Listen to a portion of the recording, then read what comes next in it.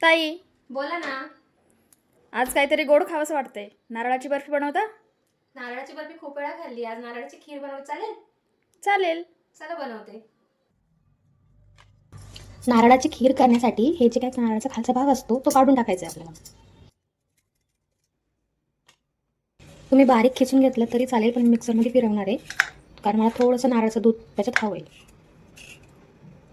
थोडंसं पाणी आणि बारीक फिरून घेऊ आता आपण.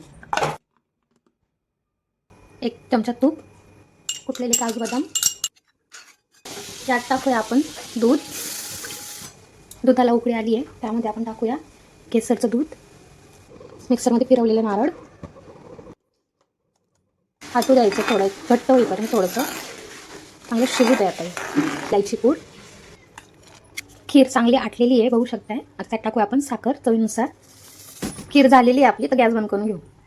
मस्त थंड झाल्यावरती सर्व करा. नारळाची रबडी खीर तयार आहे. मस्त थंड झाल्यावरती खीर सर्व करा. खूप छान लागते.